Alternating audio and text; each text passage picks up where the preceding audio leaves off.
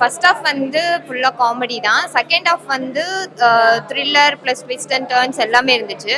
மூவியோட கோர் வந்து யங் ஜென்ரேஷனுக்கு ட்ரக்ஸ் யூசேஜ் வந்து அவ்வளோ இருக்கக்கூடாது, அந்த மாதிரியோட நல்ல ஸ்டோரியோட இருந்துச்சு.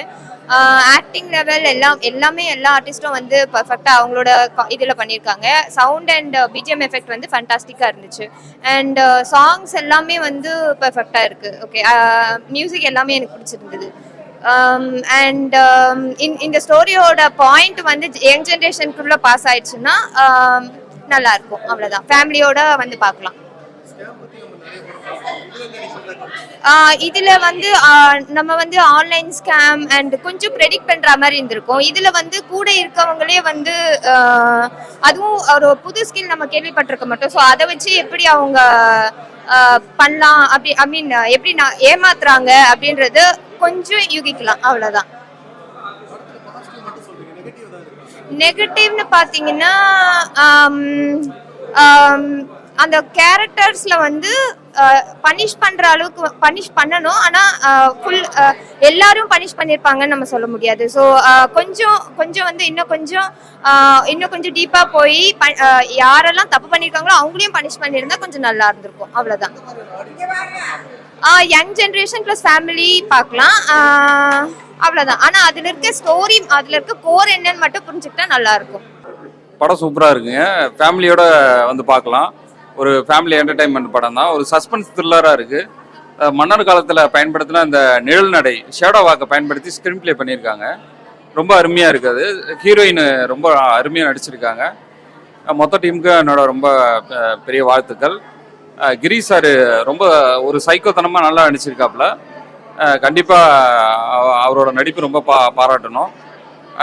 மற்றபடி டெக்னிக்கலாக மியூசிக்கு, சவுண்ட் எஃபெக்ட்டு, டெக்னிக்கலாக எல்லாருமே அவங்கவுங்க ஒர்க்கு சூப்பராக நல்லா பண்ணியிருக்காங்க. ரொம்ப அருமையாக இருக்குது பார்க்கறதுக்கு.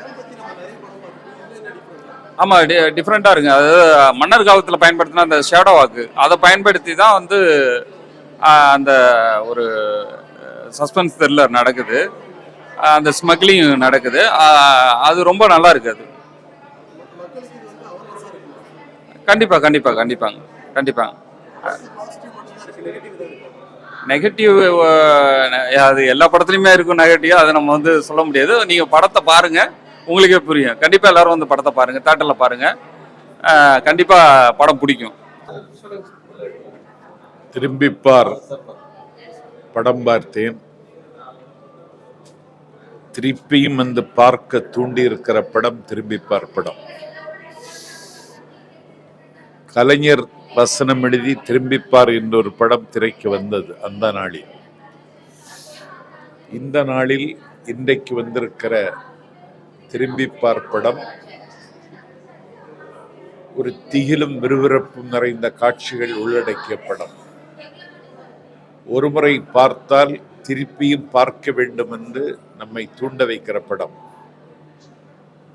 அதனுடைய தயாரிப்பாளர் நண்பர் கிரி அவர்கள் இந்த படத்தில் நடித்திருக்கிறார்கள். தமிழ் திரையுலகத்திற்கு கிரி என்கிற ஒரு கெத்தான வில்லன் கிடைத்து விட்டார். அவரை நான் அறிமுகம் செய்கிறேன். அதில் நானும் நண்பர், என்னுடைய நீண்டகால நண்பன் அரும்பாக்கம் NS விஜயனும் இந்த படத்தில் பங்கெடுத்திருக்கிறோம். ஒரு பொழுதுபோக்கி மகிழ்வதற்காக மட்டுமல்ல, நவீன சினிமாவில் தடம் பதிக்கிற சினிமாவாக திரும்பிப்பார் படம் இடம்பெறும். நானும் என்னுடைய ஆரியர் தம்பி புதுவேல் சுப்பிரமணியனும் பழனியும் இந்த படத்தை பார்த்து பரவசமடைந்தோம்.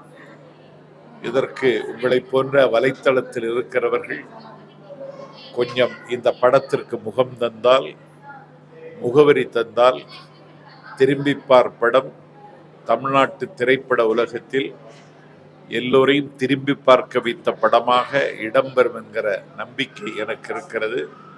ஆகவே இதற்கு நீங்கள் வெளிச்சம் தர வேண்டும் என்று உங்களை கேட்டுக்கொள்கிறேன். படம் நல்லா இருந்துச்சு. சூப்பர் குட் ஃபிலிம் மூவி தான். ஓகேங்களா, நல்லா இருந்துச்சு.